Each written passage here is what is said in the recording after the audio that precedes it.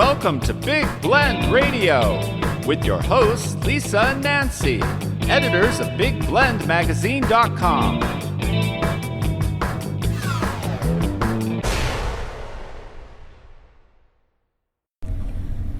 Let's all go to the snack bar.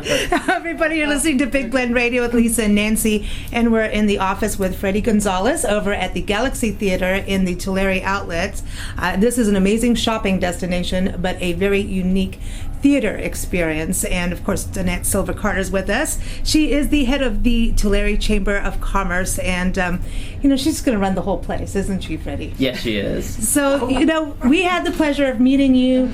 We can't tell how many years ago. Was it 10 years? 10 years ago. 10 years ago. Wow. We're all, so much younger. But we had the best experience. We met with you, and then you got us to come out. We hadn't been to the theater for years, remember? Many. And he got us he's like, you've got to come that night. And we had popcorn. Mm-hmm. We watched a good movie. It was that movie with the motor. What are the D-Box motion technology. The D-Box. So our seats were shaking with what was going on in the movie. We thought, this is cool. It's like a giant massage chair. But we were watching a high-impact action film. And it was a race car driving. Right.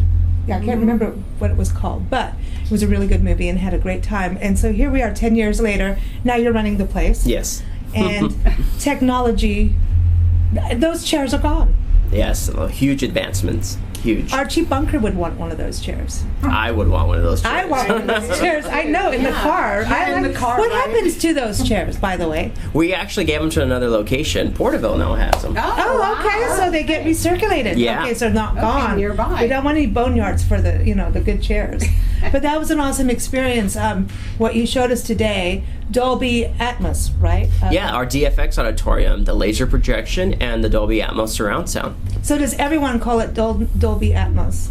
Most of the guests do call it Dolby Atmos surround sound, but we call it DFX Premium Auditorium because it has the pairing of both the laser projection and the sound system.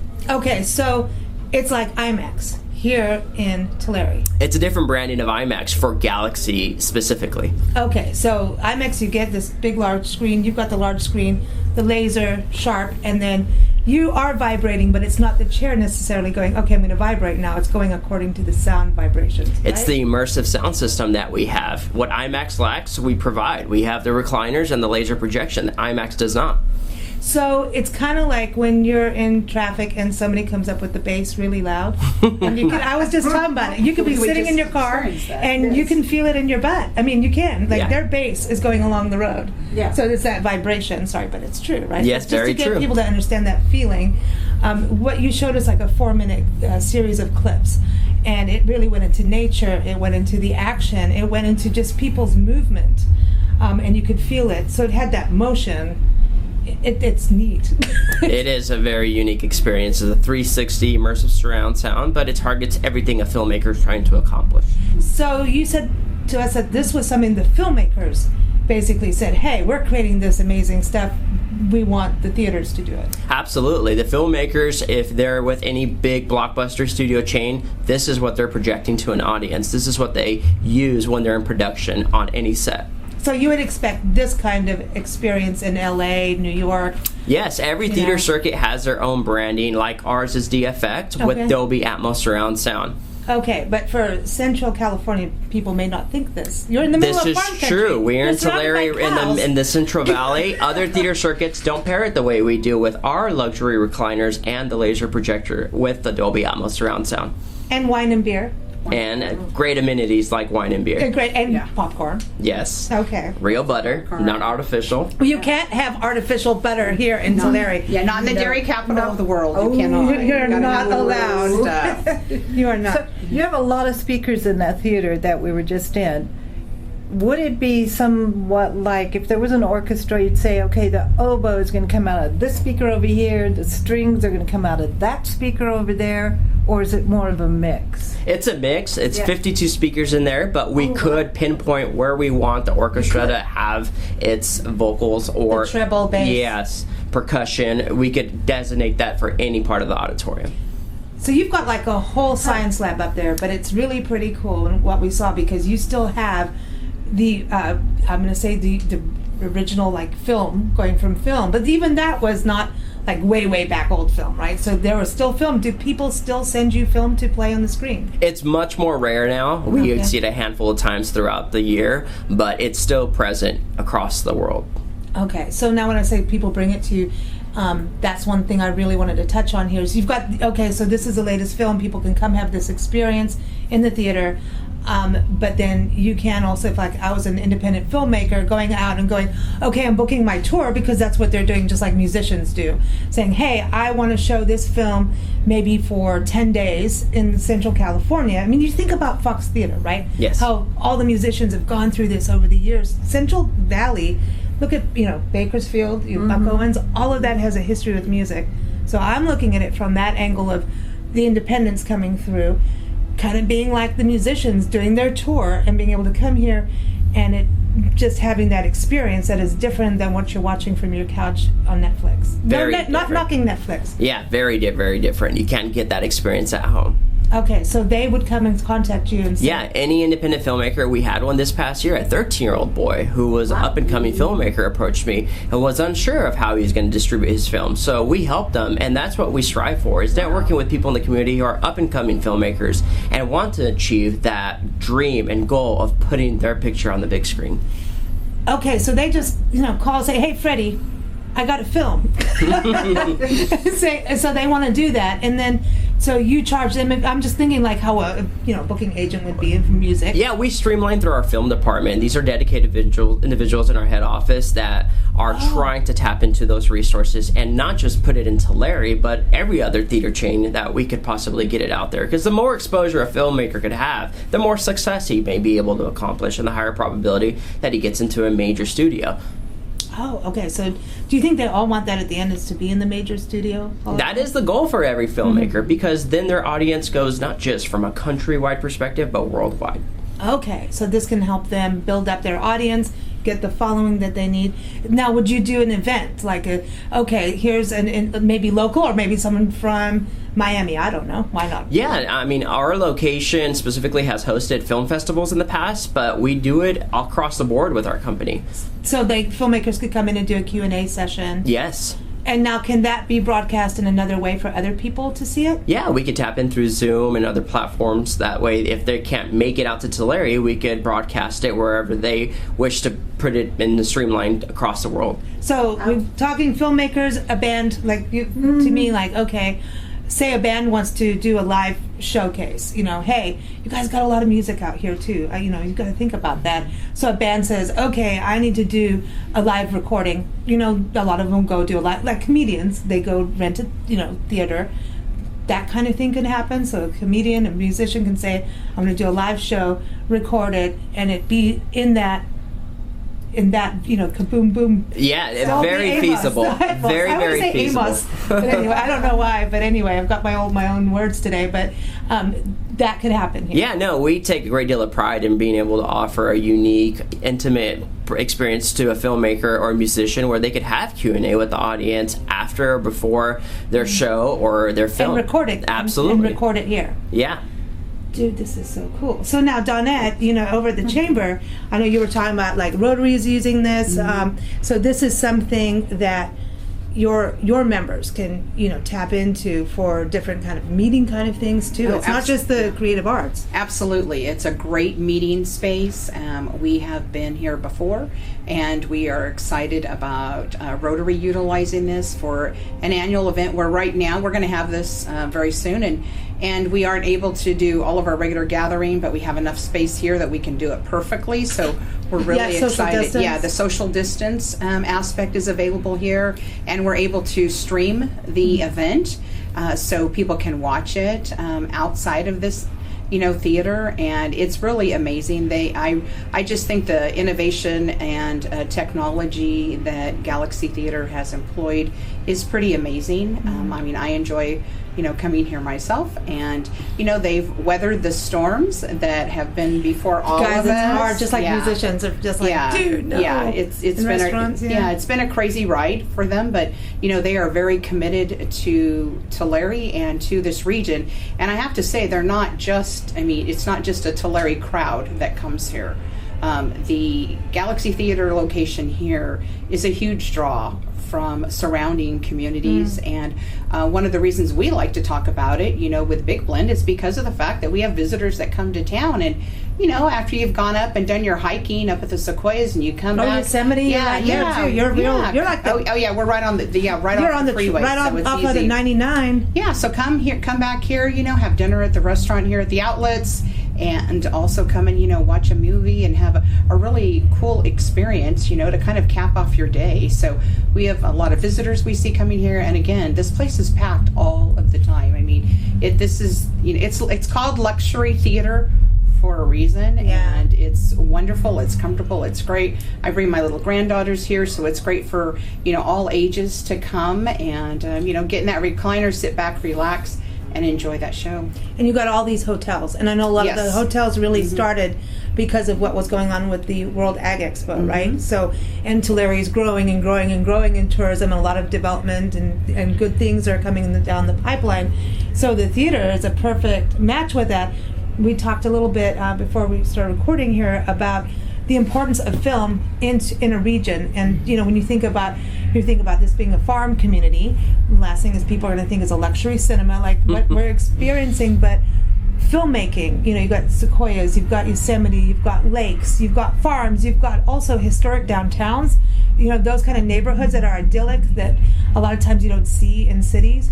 So do you think this could become a filmmaking destination? I wholeheartedly agree. The San Joaquin Valley, I think, is destined for a bright future for filmmakers. Between San Francisco and Vegas, it's a great midpoint in California, but up and down from Bakersfield to Fresno, our area offers a really unique scenery, but also great way to capitalize any film on different aspects that you're trying to devote. Do you think it's cost effective compared to some other areas? Much more cost effective than pulling a permit from a big market share. Okay, so our Tulare County Film Commission works well with anyone who's coming in to do film, and they have made it basically a seamless process.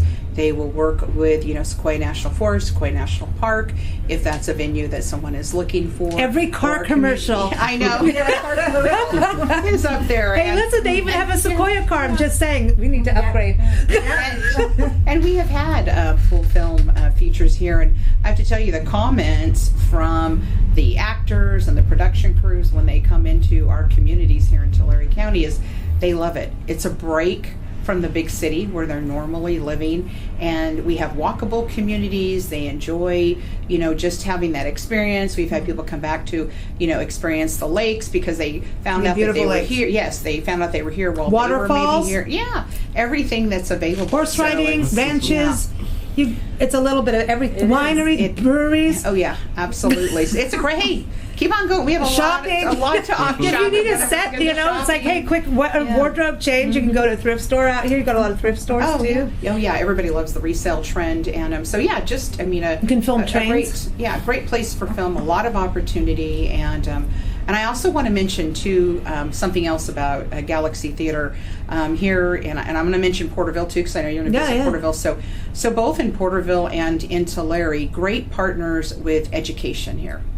So not only to make the facility available to our schools when they have special events and activities, that they're doing, and they actually use them for recruitment of some of the students into the academy programs, but also bringing those students in from arts, media, and entertainment. So we have those academies. So Freddie and his crew, they're great mentors. They bring the kids through, and they bring little kids through. I'm talking high school kids too.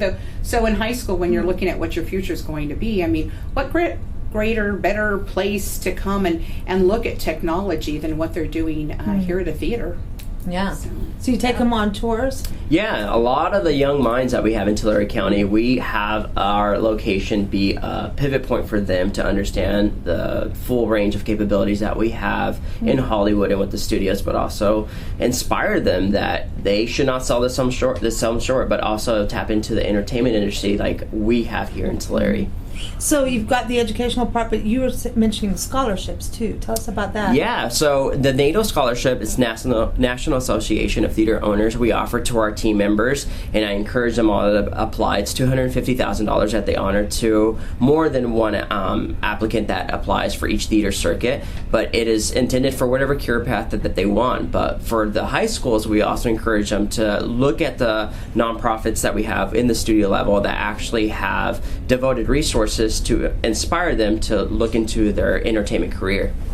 This Wow, is this is awesome. so cool. Yeah, there's so much more to the story than just, Yes. I'm going to go watch a movie. Yeah, that's what is so exciting about being here. I'm like, okay, now we're learning about how does all this magic happen, because that's what movies are. One thing too, just watching those clips, there, I mean, all the different things you showed, but there was also nature, and of course, we're big park people, national park, community parks, and you have great community parks to film in too, by the way. Yes. And walk in, and and there are geese and ducks. Ducklings that we saw today. Yes, we did. But that's the nature part of this. A lot of parks and public lands, a lot of people don't get into some of the wilderness areas. Kings Canyon has an amazing wilderness region, so does Sequoia National Forest, which means you are going out on foot. There's no cars. You may get a filming permit, which you can do to get out there and film. So being able to have that technology and that sound and that laser vision, basically, that viewing capability, you're taking someone that they'll never get to sometimes around the world. Like, this is an amazing thing. I know here, what you're showing, but for nature, a lot of those areas are going away. So it's kind of a way of protecting them and sharing them, and I think that's really cool. So nature people, please do this.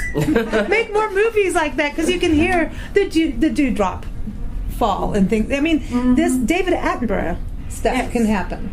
Right. Yeah, I'm inspired. I want to go out and film more now. I know. I was thinking about how to manage the sound so when you bring it to a place like this, it'll sound really. Yeah. Let's touch a little bit on that. How you do that for the filmmakers. So independence, like someone going, "Hey, I know how to make a really great YouTube video. Any age, whatever." What should they be prepared to do to be able to send it to you? So any up-and-coming filmmaker should understand that there's various platforms and editing programs out there that enable you to transmit at a better quality for resolution and for audio.